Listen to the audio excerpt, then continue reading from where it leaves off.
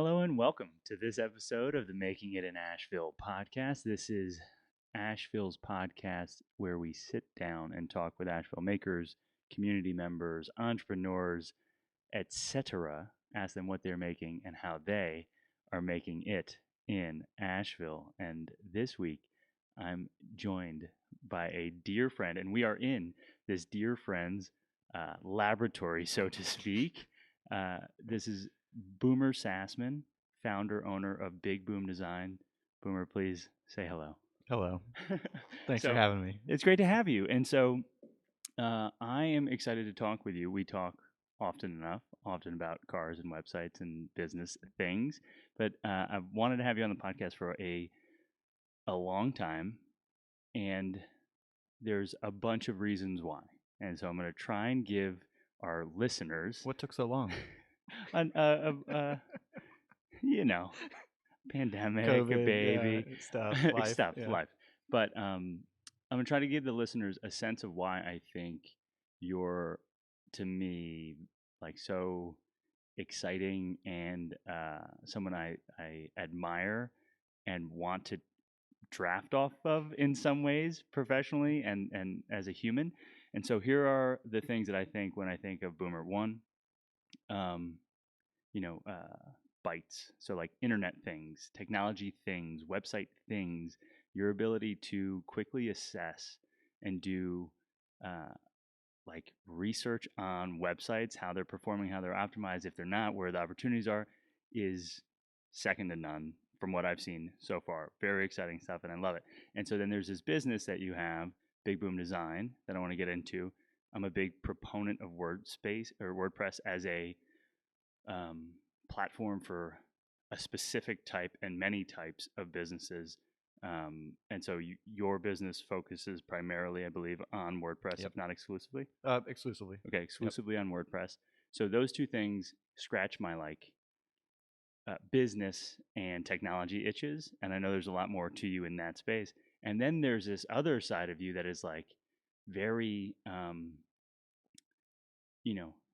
atoms focused and real Physical things, space. physical space. And we're in this incredible garage that is, I think, it is the exact space that I think of when I think of you as this tinkerer, builder, not just in zeros and ones on websites, but in real life. And the two of these things living together is really exciting. And I think points to perhaps a dream of Asheville business owners is like to find The balance. the balance. And you seem outside in, I don't want to put words in your mouth, but you seem to have a pretty exciting and fun balance when it comes to quality of life. Perhaps. I try. Yep. You try. So, can you tell us a little bit about Big Boom Design today? Like what's going on with your business? We're almost 15 years in. December 27th of this year will be 15 years. It's been a really interesting ride. It hasn't really been very rocky.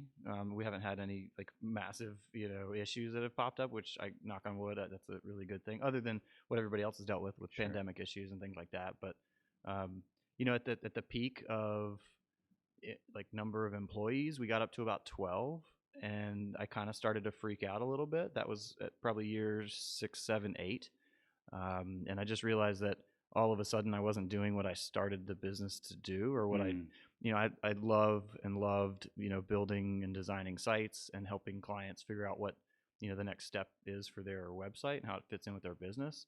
And all of a sudden I wasn't doing any of that. I was just managing people that I didn't go to school to do that. I didn't have any background in it. And I kind of had a freak out moment of like, this is not what I intentionally had planned on. And then I realized I hadn't really had much planning to get to that point. It was just kind of like go with the flow, grow as we need to, pull in clients as we need to. And so about 6, 7 years ago, I kind of started to think about more of a strategic, where do I want this to go? And at the same time, I was kind of watching other web companies that were more seasoned than I was, and I was watching burnout across our industry. And I was trying to figure out why it is that all these web people and web companies just why they grow past their past the point of comfort. Mhm. And I think a lot of people just didn't put the brakes on when they maybe should have. And so I, about 4 or 5 years ago, started to make some intentional decisions to cap the growth of the business and to kind of trim down on the employee base and just be far more intentional with the decisions that were being made, rather than just letting things kind of happen laissez-faire Yeah. style. So I am excited to get into that because, well, for a lot of reasons, I suspect that it is the gift of a successful business is opportunity and many opportunities. And there's a certain truth in the idea that if you try to do everything, you probably can't. You don't do anything well. You don't do anything right. that particularly well. And so, our the last interview we had is in like they developed this physical space rentals, and I said that's got to be one of the hardest first business ideas ever, right? Like you're going three-dimensional chess. And when I often think of entrepreneurship or like the fastest road to it, I think of service-based businesses and often technology businesses. And so, um, where I want to go quickly is back towards the beginning, and understand a sense of where you started, right? So you could be doing potentially anything with WordPress, website building and design.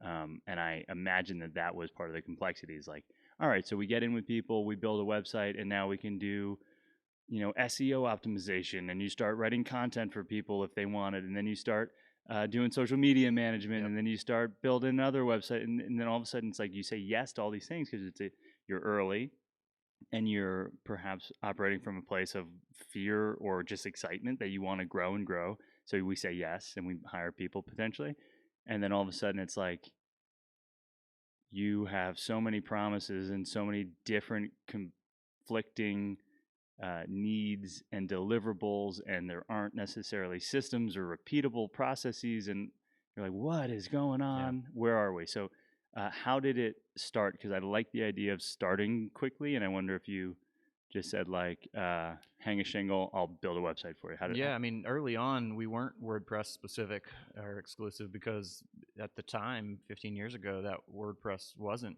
half of the internet. And so early on, it was, I wanted to, start a web company and build and rebuild sites for people. But we started with Joomla and OS Commerce and .NET Nuke. And I remember I took a flight somewhere and in the early days of the business, and I decided to build the same website on like 5 different platforms, the exact same site, same pages, same content, try to get same functionality.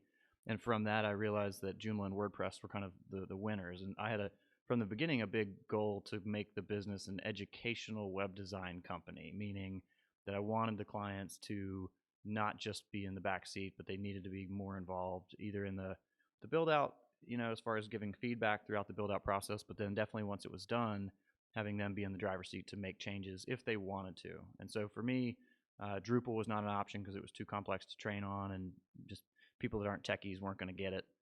So Joomla early on was a contender, WordPress was a contender, and then over about a 4 to 5 year span, WordPress just grew and grew and grew. The open source aspects of WordPress really kind of caught my eye, and just the ease of use. And then over time, luckily, WordPress has just grown into this behemoth of a platform that's just fantastic. Yeah, I mean, I think when I started paying attention to internet things, they were saying that WordPress was like 90% of all websites. It's these days it's about 50% of Yeah, all new sites It's built. got to be lower. Yep, and it's but then the number 2 platform is down under 10%. Yeah. So it's not just like the front runner; it's just on a high speed train Yeah. blasting down the the tracks. So And what set it in your mind most meaningfully apart? It was the scale. It was the customization. It was ease of training. ease of use. Yeah, ease of training was a big part of it.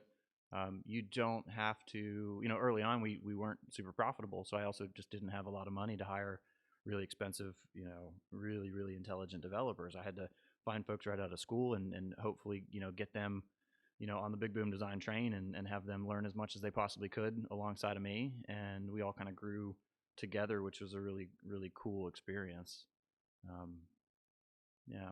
And then, WordPress and just websites, I guess, they're recession proof. Mm, Everybody needs a site. Every couple of years, everybody needs a new site or work on their site. And so that's more of a thought looking back rather mm. than like back in the day looking Strategically. forward. I wasn't strategically trying to place myself in that spot, but now looking back over the past 15 years, like that was a good thing. So what got crazy? What parts of it? What parts of the business grew that you realized weren't serving you or the vision anymore? I mean, you kind of hit on it where everybody wants to, you start working with a company and everybody's like, oh, great, you're going to do the website. Well, so that means you're going to write the content, you're going to do the social media, you're going to help me with my email, you're going to, help us figure out, Kickstarter or, whatever it might have been that was just tech related. So all of a sudden I became like the tech person in a lot of these clients' lives where they just kind of came to me with all these things. And so that was kind of one of the first very clear lines that I drew was we do not do content and we do not do social media and we are not app developers. We dig deep into WordPress and the big goal was making sure that we were building sites that were following best practices, that we were setting people up for success with SEO, even if we weren't going to do SEO for them. And then I think the next like little evolution once we had built sites and they were performing well and people said, okay, well, what's next?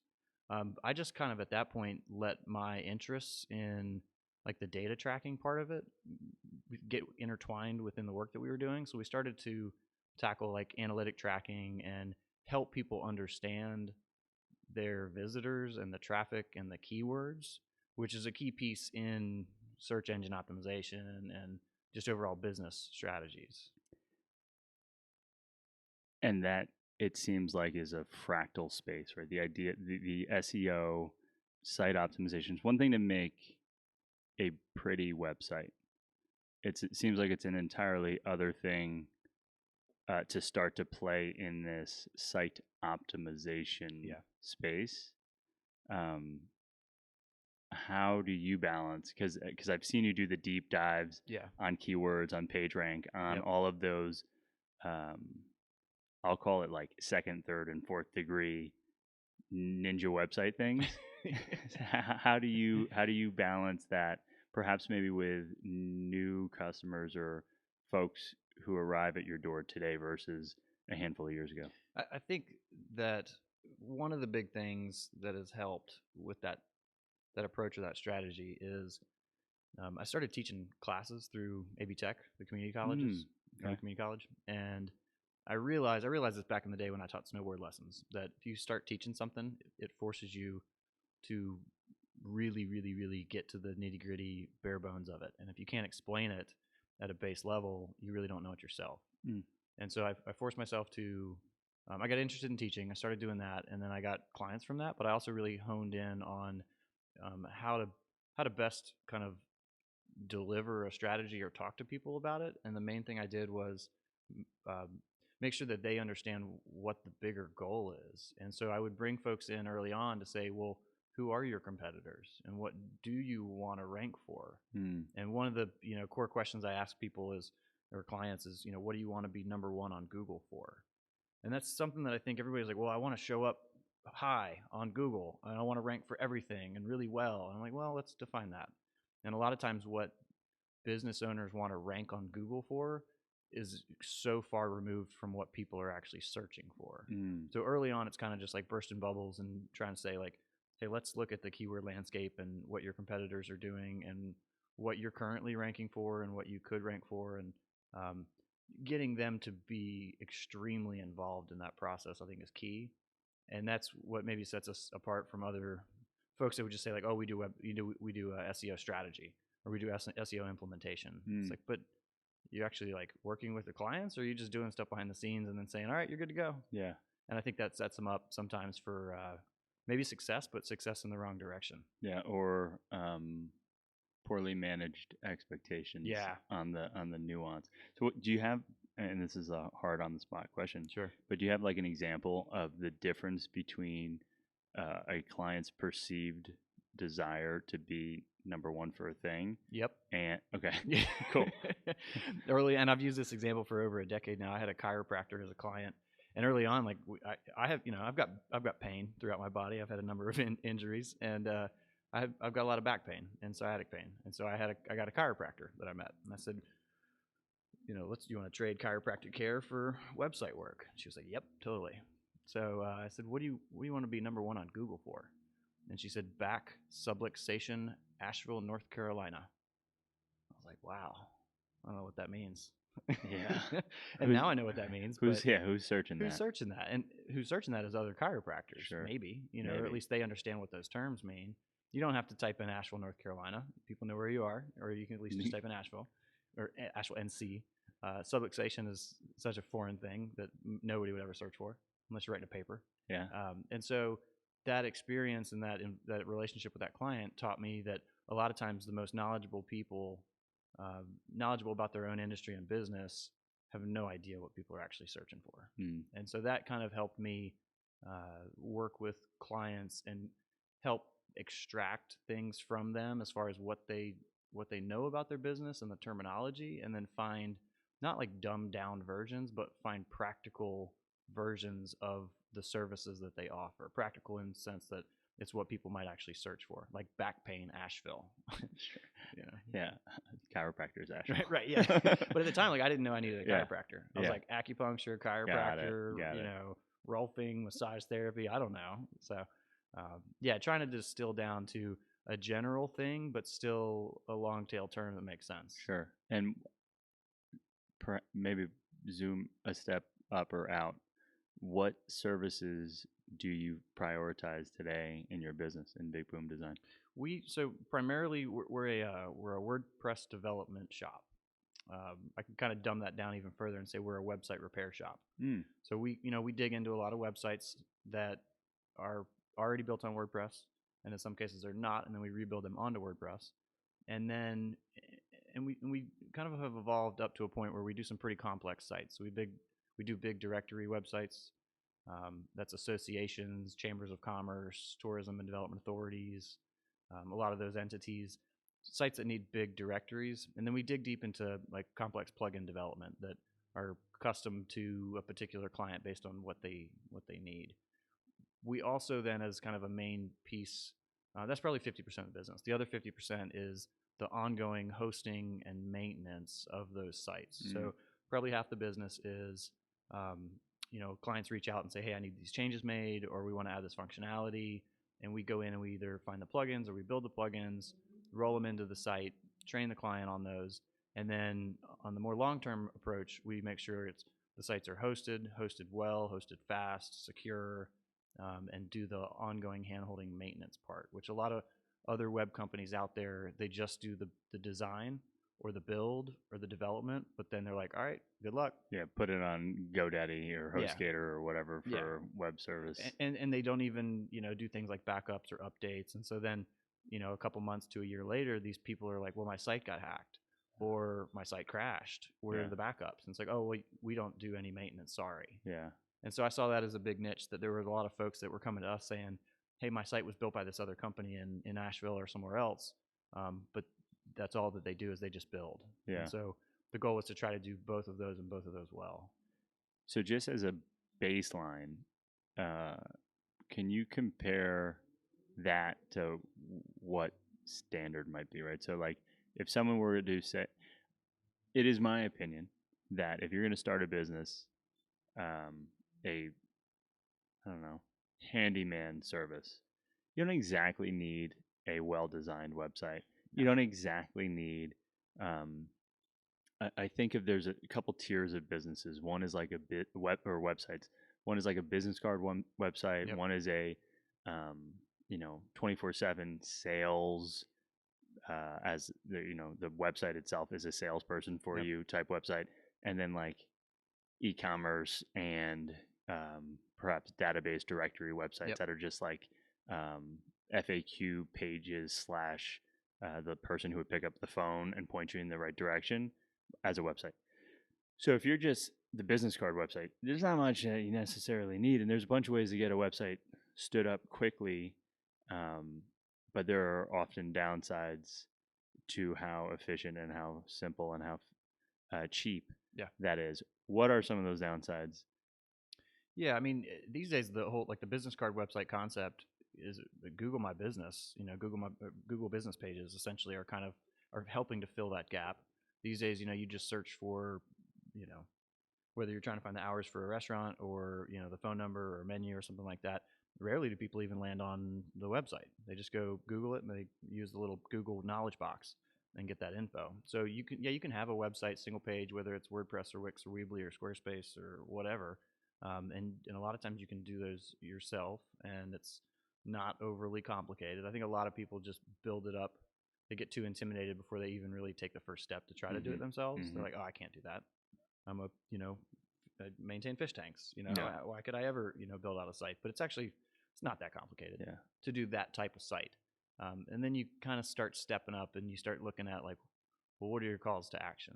Are you trying to do online bookings? Are you trying to do, online sales and then it starts request a quote. yeah, Anything. and you can still kind of do all that stuff yourself early on, and then it quickly ramps up. Sure. And you start jumping into more of these more complex, like directories, for instance, is a big bucket for us that have a lot of functionality.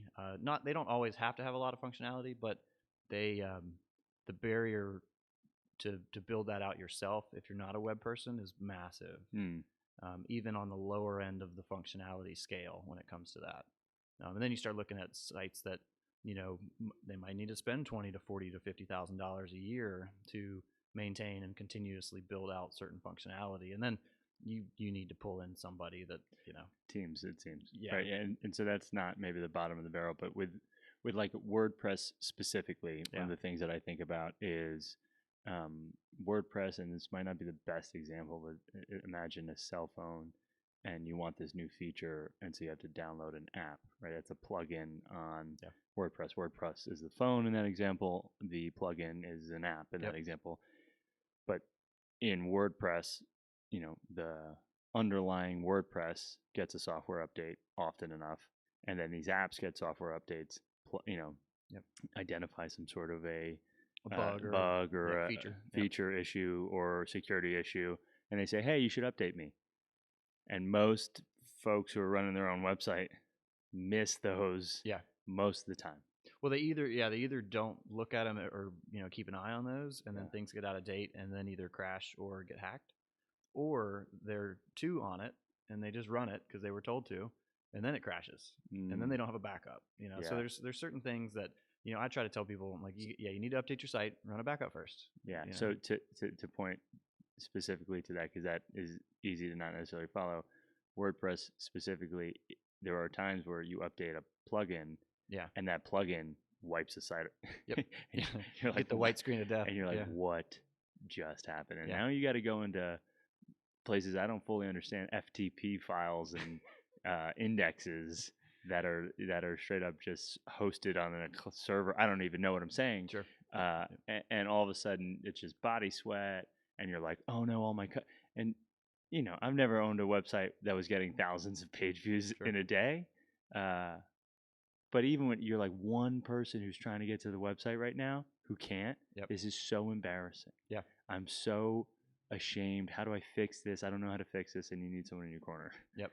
And so, part of it is making sure that you're knowledgeable enough about the best practices to not get yourself into that situation. Like a lot of people are like, oh, I can just add these free plugins. Cool.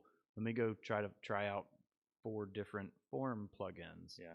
And then all of a sudden they've got these redundant competing plugins that are crashing the site or causing issues. And, so keeping sites clean is obviously the best practice, keeping them lean. So we go into it with health, speed, and security as our 3 main things. Sites need to be healthy, and there's a checklist around that. They need to run quickly these days, things like that. And some of this is driven by Google. Google says, hey, your site needs to be mobile friendly. Hey, it needs to, be responsive, and in that sense, it needs to load quickly on desktop and mobile. And so we try to listen to what Google's saying, but they also don't tell us much. Sure. So a lot of it's just best guess. Yeah. And just research, trying to stay up with trends, whatever and articles and stuff. Yeah.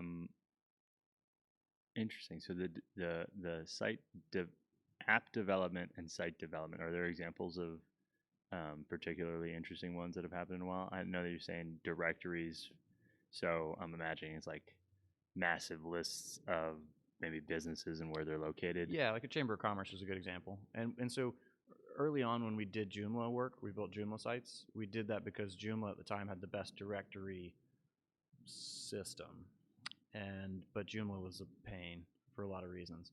And so we all wanted, we all being like web developers, wanted WordPress to kind of grow up and get it together. Mm. And so around that time, as it was starting to naturally do that, I had a really talented team, still do, and said, hey, let's you think we could try to build our own WordPress plugin that does directory stuff? And at the time, that was like a really infant idea, and I didn't know what we were really doing or heading down the path of. And so about a decade ago, we started building this WordPress directory plugin to help power all of these different sites that we were building. And so 10 years later now, it's awesome, and it's out. It's public. It's open source. It's out in the repo. We've got hundreds of sites both in-house that we've built with it, and then hundreds, if not thousands, of sites out there that we didn't build, that people are using our plugin to power their directory sites. Whoa. Free plugin? Yep.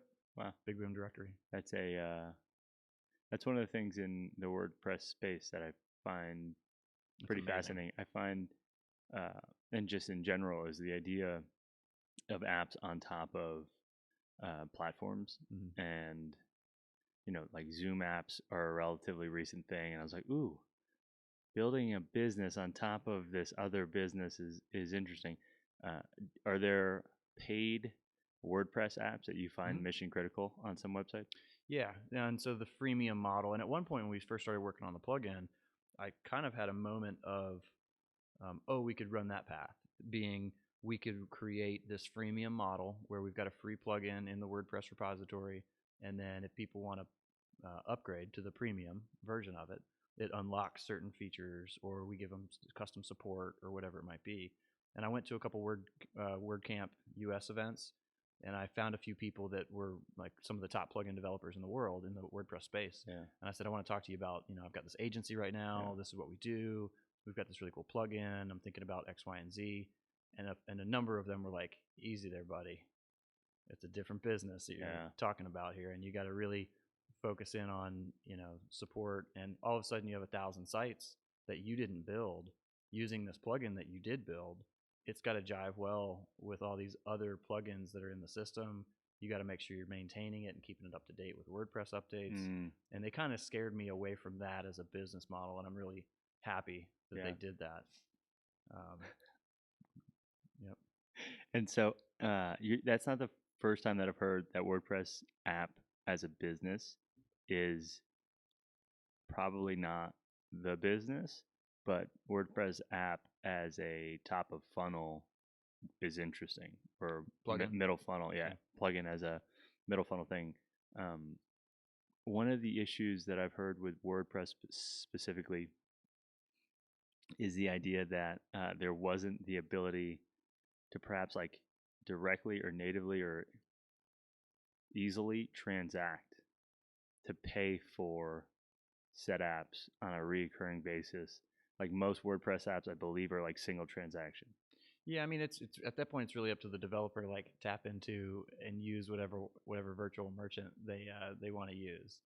So, I mean, we did run that path for a little bit, and we had our plugins set up so that people could upgrade, and we would give them a license key, and we use Stripe. We use WooCommerce tied into Stripe with like a subscription plugin on top of that. But all of a sudden, I saw exactly what these people warned me about, that I was getting spread too thin, and we were trying to build sites over here, and I was trying to manage my team, and then we were doing this plugin development and thinking about that whole model. And finally I realized that the better route is, let's keep working on these plugins, and let's use that as a competitive advantage, where we go then pitch to a chamber of commerce or a TDA and say, hey, we have an extremely popular WordPress directory plugin that we built in-house.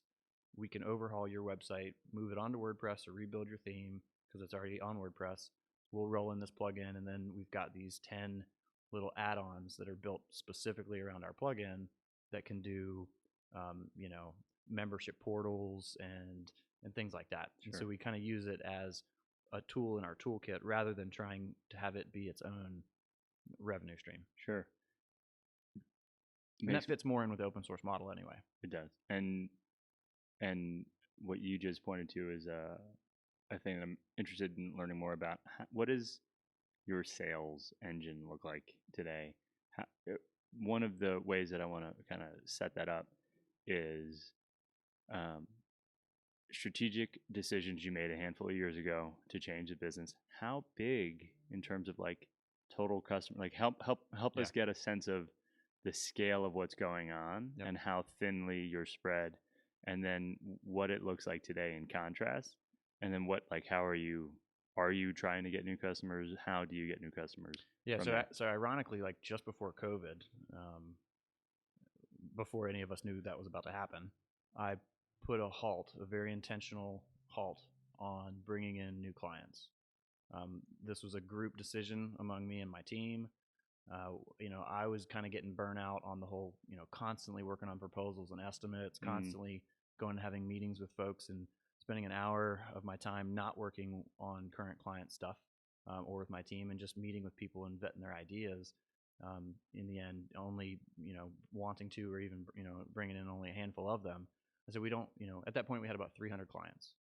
Whoa. And a lot of that's thanks to the chambers of commerce that kind of kicked off the business early on. We built these chamber sites. We all of a sudden had hundreds of businesses at our disposal that also needed websites. So the business, the number of clients kind of grew rapidly early on, probably quicker than it should have. But that was a good problem to have. Sure. And then, just before COVID, I kind of realized, like, hey, we don't really need to bring in new clients as long as we can have a commitment and a good relationship with our current clients. The commitment being, hey, we'll dedicate, we'll say that we will stick with you and we've got X amount of dollars for the next calendar year to put towards our website and towards your company.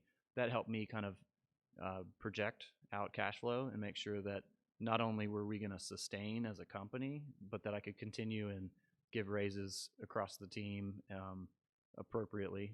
Sure. And so, every year or two or three, sites need work. Yeah. Really, they need work constantly. But every couple years, from a design standpoint, things just look out of date. Yeah. And so we luckily had enough clients that committed to that and said, yeah, we're on board for this. Wow. Help me get a sense of so it's 300 clients before.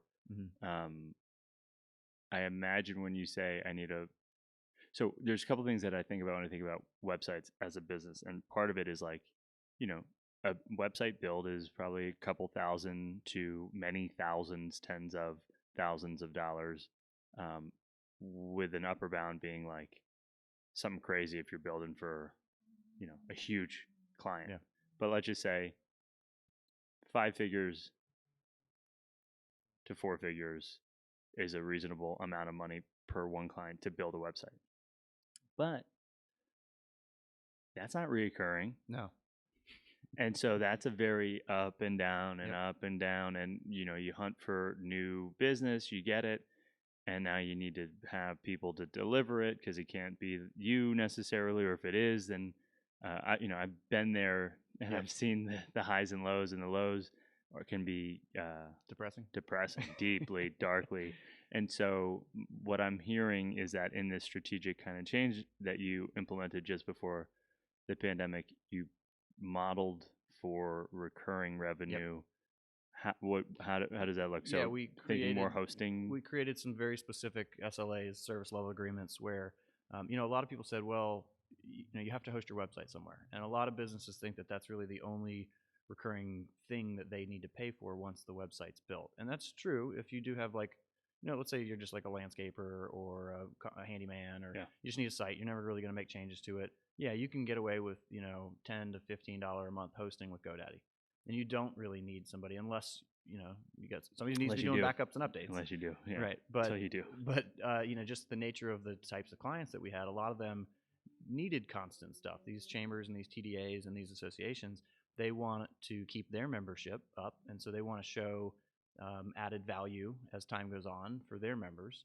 And so they were kind of looking back at me saying, well, what's next? What else can we do? And so that was helpful. But I made a very intentional decision to create a tiered service level agreement system. All three of those levels include hosting that's fast, as well as backups and uptime monitoring and Google Analytics and monthly or quarterly reports, and then one-on-one meetings with people to review their data. And so based on the level that people want to jump in at, we offer those different services as part of that. Yeah, and that was a big part from a recurring revenue standpoint, because for years, for probably almost a decade, hosting was barely a break-even service. Sure. It wasn't until I really tried to figure out how to convince people or make them realize that there's more to it than just hosting a site. Yeah, the commoditized. So there's it's a race to a bottom if you're competing in a commodity market. And you could argue that hosting is commoditized because you buy a website on websitebuyer.com, and they say first year's hosting $199 a month, and then you're committed to the next 3 years at $14, but they're giving it away, and the quality is give it away quality. I mean, some of it, again, going back to some of it is steered or pushed, I guess, by technology and companies. And what I mean by that is, 10 years ago, none of us built mobile-friendly websites because mobile-friendly wasn't a thing. Responsive design didn't exist yet. Yeah. And then all of a sudden, everybody was like, well, your site looks horrible on a phone. And it was like, oh, okay, well, what do we need to do? And so that created this wave of rebuilds. And then Google came out and said, if your site's not loading in under 3 or 4 seconds, we're gonna actively start pushing you down in the rankings in the SERP, search engine result page. So, that's an example where technology, phone evolution, pushed that, and then Google pushed hey, make your sites load quicker, which then caused a lot of people to come back to us and say, how do we do that? And I said, well, your sites, you're paying $15 a month for hosting. You're on this McDonald's level type of server. It's time to step it up. Sure. And so that's going to cost more monthly. And so some of it is just trends in the industry. Yeah. Sometimes coding languages come out or evolve, where like React came out, which was Facebook's thing, which is basically when you click on something, it doesn't have to refresh the whole page. It does an instant page update without refreshing. So that creates these little micro movements inside of site design and functionality and development, where the client might not know what the terms are, but they're just like, hey, make my site do this. And it's like, I got these really high quality photos, and so I put them on my website, and then there's just now it takes a minute to load my homepage. So there's so much data in that photo that might not be serving. So that's the other thing, is just self-sabotage on the client side of it, where they just don't know better. I dropped all of these, look at our work, look at our customer success pictures, and it's just the whole website's just tanks dragging. Yep. Interesting. So, I mean, on the going back a little bit, as far as just the the size and scale of sites, I mean, we these days are kind of entry level sites right around $6,000 to $7,000. And that's kind of for a standard site. And that may seem like not enough. It may seem like a lot. That is basically our effort to land on kind of a turnkey, no corners cut, training given, quality built theme, curated plugins, quality server, all of that kind of stuff. And that can go all the way up to $50,000 to $60,000 for a site build. Sure. And so that's kind of the range that we fall in. And then we've got a handful of clients that are in the 6-figure range as far as a yearly contract to continuously dedicate time and effort and development towards a project. Wow. So that is those definitely seem like bigger fish. Yeah. So are you under 300 customers today? Yes. Okay. Meaningfully? Yes. Okay. And some of that was just basic raising rates. That's supply and demand curve type stuff. We're really lucky these days that we have very, very, very few, if any, asshole clients. Yeah, bad customers. We just don't. And some of that is because I actively was like, it's time for you to go. Yeah. And others, it's like, I think our values aren't aligned anymore, and then it seems that there's a truism that, the more someone pays, the more value they see in the service or the product that they purchased. And there seems to be the number diminishes, number of bad clients, bad Yeah. customers, the more expensive things get. And Not the always trust true, factor but goes pretty up. high. The trust factor goes up considerably. If you're saying, this is going to be, $1,000 to do this big giant thing, compared to, well, this is $10,000. At that price point of the $10,000 figure, they assume that you know what you're doing. Sure. And so the trust is stronger. Sure. And you get better clients. Yeah.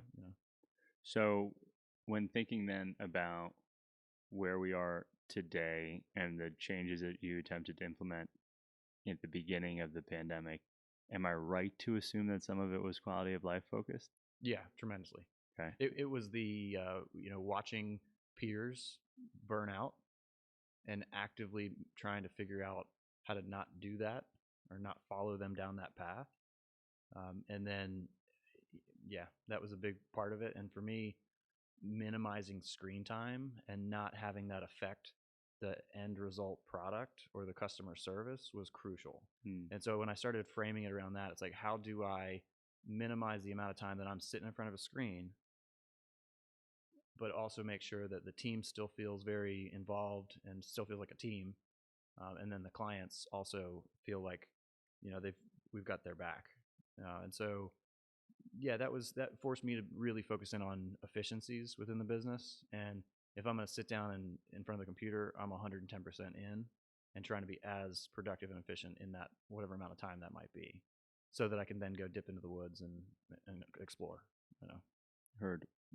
Were there I'll say lessons in that recalibration? Did you pull back too far at the beginning and had to reassess and then say, oh, okay, Yeah. these are where this is actually the new level? Yeah. Yes, there was a few of them. Years ago, I took a month-long trip on a motorcycle solo around part of the country up into Canada, and put a couple people in place, some managers to kind of make sure the team and the clients and the projects were moving forward. And I did a once a week check-in, sometimes like on the bike from a highway somewhere, and everything went really well. And I prepped the team for that sabbatical, if you want to call it that, and came back and thought everything was like just honky-dory.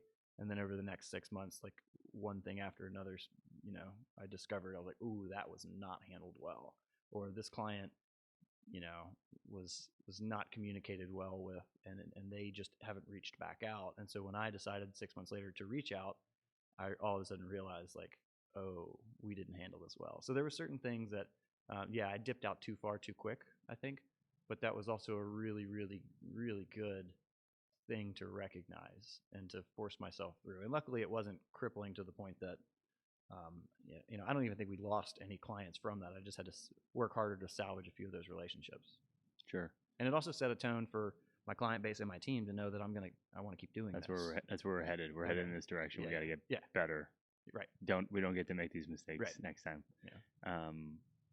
So then I'm interested in hearing. I mentioned this earlier, right? So let's just continue down this Big Boom line of questioning and line of understanding, and then I do want to try and understand this balancing act that you've been able to pull off present day.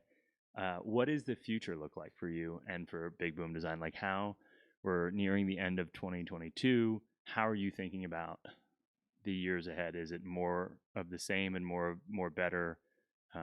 What are you targeting? Yeah. The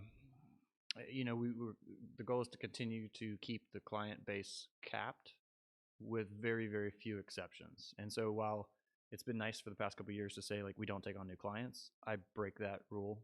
Sure. When there's no better sales rule than say we're too busy. Like, we're too busy. Like, we have such a good thing going here. And the people are like, oh, please, and like, how about this other zero that I can give you? Yep. Sure. And so some of the clients that we've taken on over the past couple of years have actually been some of the most exciting and the coolest folks that we've worked with. But it's kind of at my discretion at the team. I always bring it to the team. I'm like, hey, here's this new client. I told you guys we weren't taking on new clients. What do you think about this? And they're like, yeah, that's a cool business. So we do break that on occasion.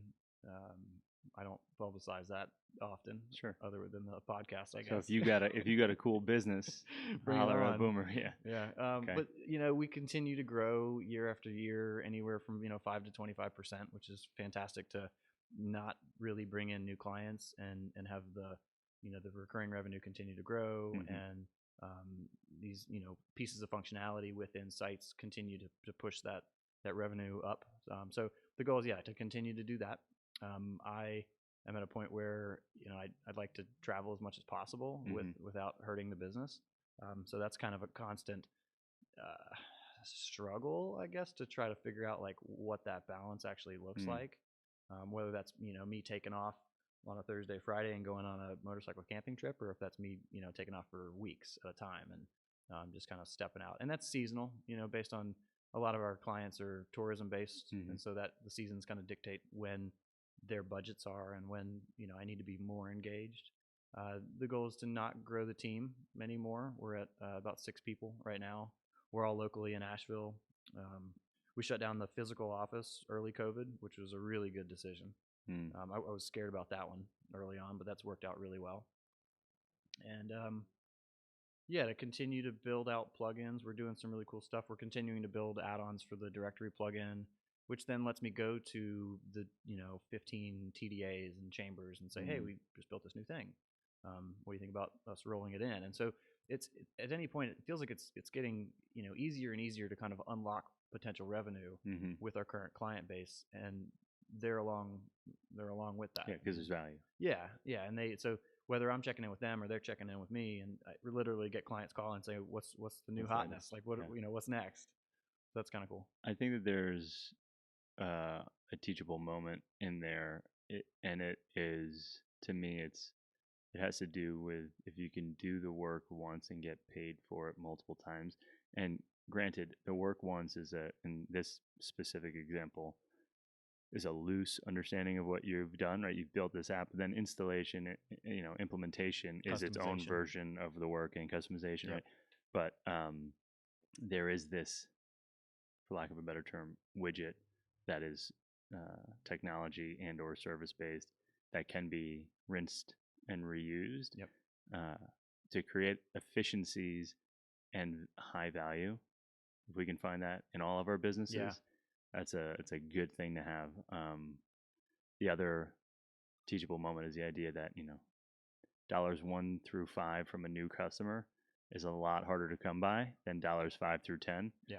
And so, how are we thinking about dollars 5 through 10? Yeah. That's and awesome. some of it has taken a leap of faith, or trying to figure out if your strategy is just your strategy or if it's actually going to hit home with other people. Like this, we're building an add-on for our directory plugin right now that a client's actively paying for, and they agreed to a fixed amount for this feature.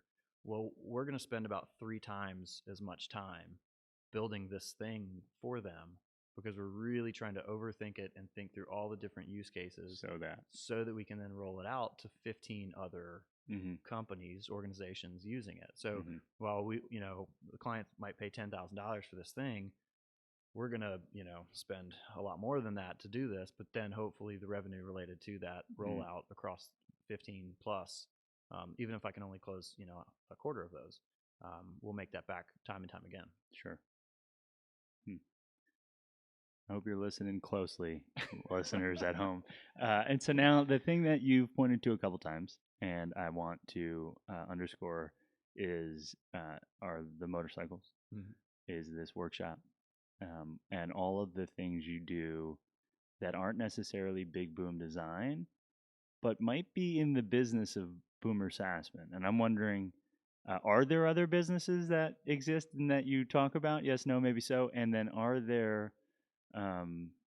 is there a strategy for pursuing all of the curiosities that you're into, or is it more just let's say responsive or reactionary? Or I mean, I think a lot of it's just trying to continuously focus on the work-life balance, and I don't want to keep harping on like lack of screen time, because it's hard to get away from these days. But my background's in product design. I went to school for product design, so the design in the physical space has always been a key thing for me. And I got a apprenticeship in CNC machining when I was in high school, and so thought I was going to kind of go that route, and then realized I didn't want to work in a machine shop for the rest of my life, and that's kind of when I transitioned more over the web. But yeah, the passion for cars and motorcycles and systems overall, I think is a huge passion for me. And so trying to figure out how to spend my time in that realm, and if it's also profitable, that's awesome.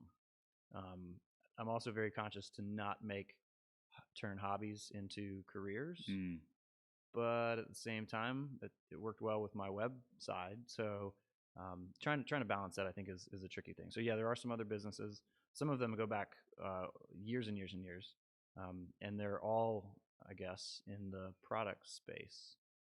I think as I think through this, yeah, there's a business that's it's a an oil pan repair kit. It's a product. It's a fiberglass kit that works to solve a issue that Ford Power Strokes for a decade have, where all the oil pans rust out. So me and a buddy developed this product and got it out there, and that's mailbox money, which is kind of an interesting, weird little specific niche. The Big Boom Moto business is kind of still in flux and not really sure exactly where it's going to land. Essentially, it's kind of my motorcycle passion, building out adventure bikes to go ride on. And then I one day realized I had too many of them. You do have several. So I was like in my basement one night thinking, why the hell do I have all these motorcycles? I should sell them. And then I thought, I can't sell these things. I built them out. I spent years working on them. So then the concept of renting them out, because we live in such an awesome adventure motorcycle type of spot in the country, that people fly and travel to Western North Carolina to ride on trails, and they don't have a bike that's built out. Or if they go rent a bike, they have to sign a waiver that says you won't take it. You on won't ride on any gravel, and Yeah. so these bikes are built to drop and built to travel. Yeah. Because that's what I built them to do, to drop. And so that's kind of that may turn into a somewhat of a like a product design focused business. It might stick in the motorcycle rental, adventure bike rental business. It could also transform or have another element that is like leading trips to other states, countries, continents, and guiding trips. But then again, I'm hesitant to take this thing that I love so much, and then all of a sudden I'm the guide, and I'm the one on the hook for making sure everybody else has a good time. I don't know if I want to do that. So so Big Boom Moto is kind of still in flux. And then my most recent project that I'm working on is the idea of a 2 to 3 day conference / camp that is a skill building event. So adulting camp is the idea there, and it's basically things that we all are embarrassed to say that we don't know how to do, that are fairly easy to learn. Like knot tying and how to cook over an open campfire, how to build certain styles of fire, how to sharpen knives, how to shoot slingshots and bow and arrows, all those types of things. So there seems like there are tiny dogs fighting out chihuahuas next door. I don't know what happened. Thank you for bearing with us, listener. And so I have a mental count of 3 other businesses. Is there a name on the Ford business that you share? It's just oil pan repair. Oil pan repair. Cool. Yeah, I snagged a good domain name. That was an accidental business. I did a blog post about this fiberglass kit that we installed on my buddy's truck, and it went online, and it sat there for 6 years. And I thought, I didn't think once about it for 6 years. And then one day, one late night, I was looking at Google Analytics and realized that one blog post got 60,000 views over those 6 years.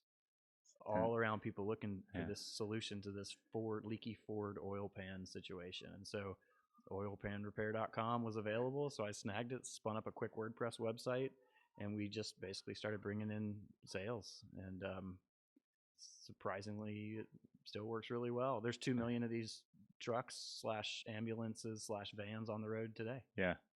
So Ford 4-strokes? It's a it's a diesel. It's 1991 to 2001. I think it's 92 to 2001. Ford 7.3 liter Ford Power Strokes.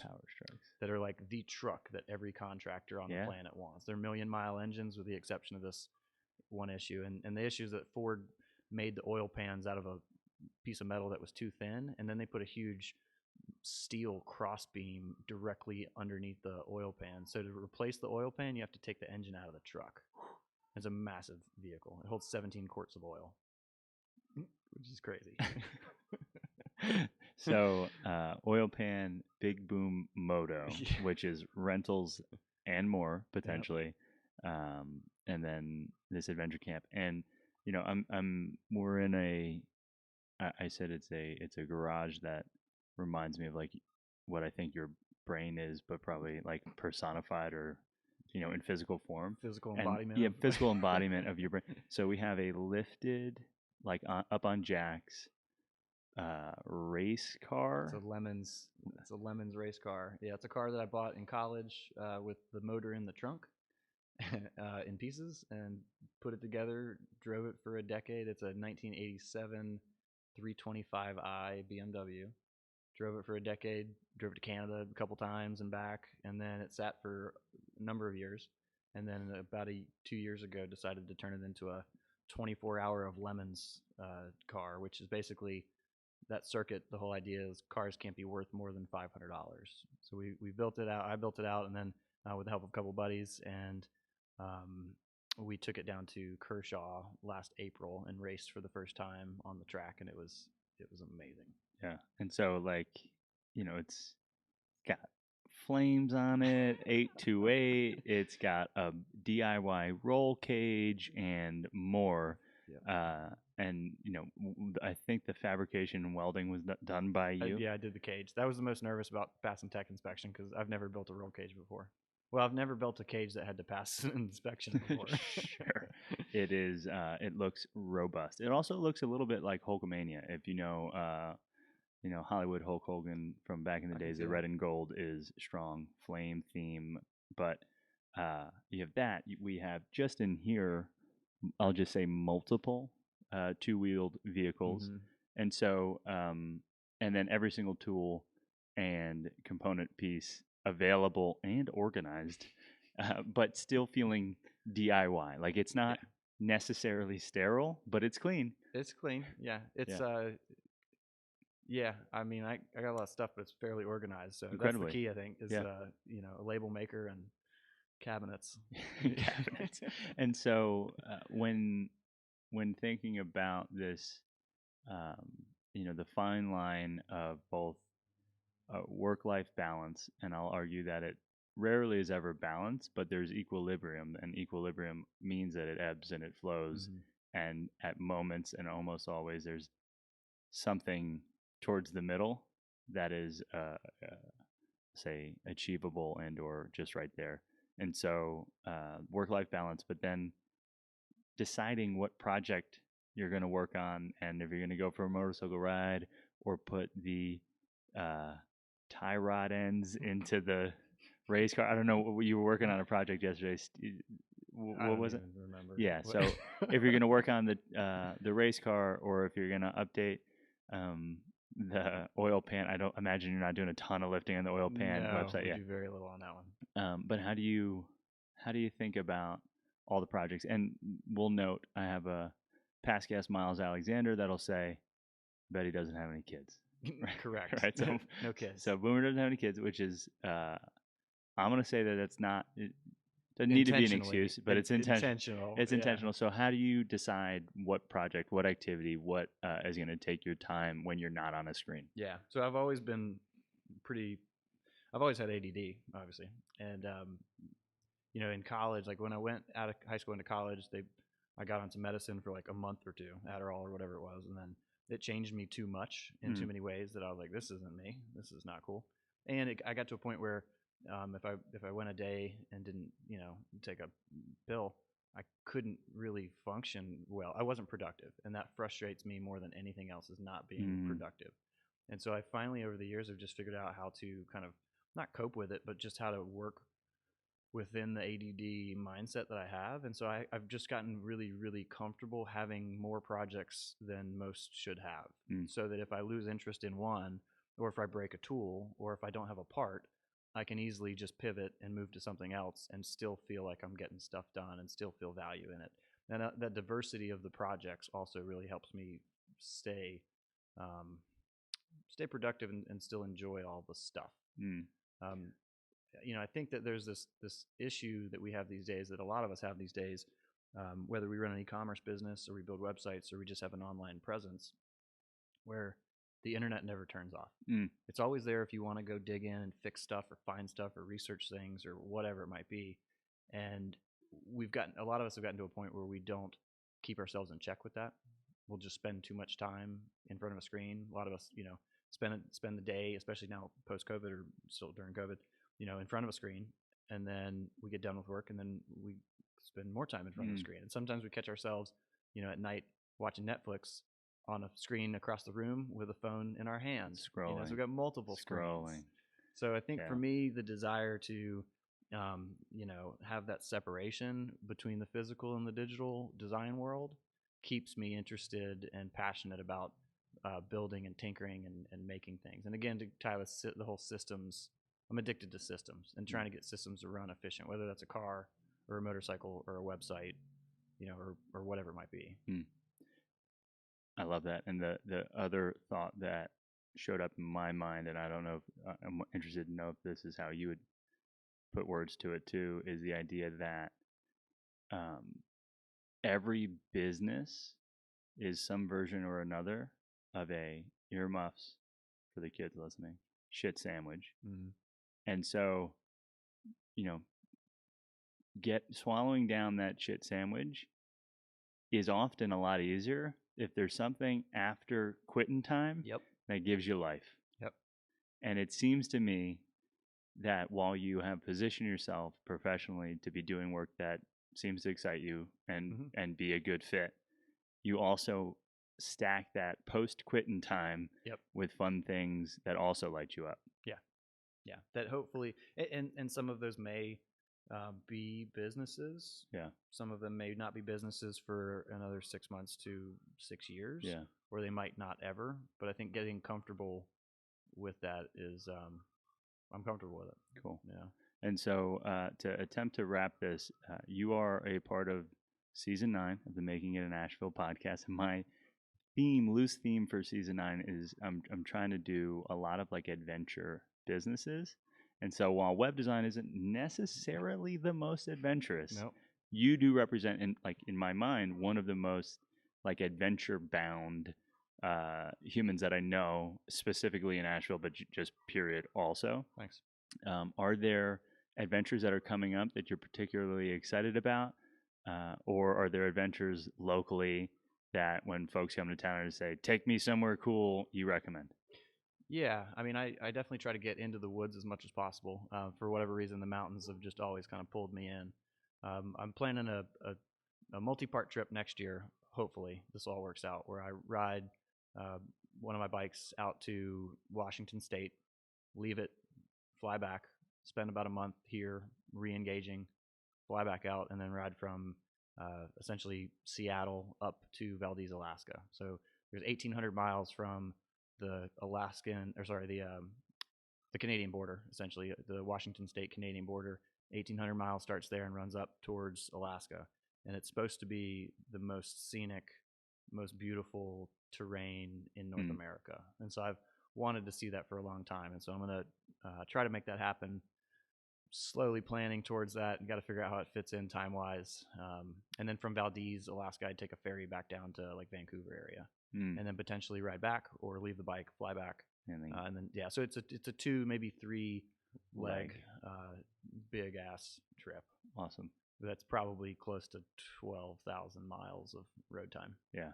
Wow. Well, I look forward to living vicariously through you as you do that. Coming with me, Tony. Yeah. Maybe one of the legs. Maybe on the back. Yeah, maybe one of the legs for like 3 days, and then I fly back from Colorado. Or something. Awesome. Now, to wrap, how would people find you, Big Boom Designs, and your projects on the World Wide Web? I'm intentionally a ghost on almost all social media. Sure. I don't have a Facebook account. I am on Instagram. It's just Boomer Sassmann. Sassmann has 2 N's. Instagram, I really only post when I travel or when I'm doing, and they're a race event or epic posts. So I'm on there, and then obviously the website bigboomdesign.com. And boomer at bigboomdesign.com is my primary email there. Cool. So. And I'll have links in most of the places that matter. But it was wonderful to have you on the Thank you, podcast, sir. dear friend, mentor, helper when I break mechanical things. This was a privilege. Cool. Thanks, Tony.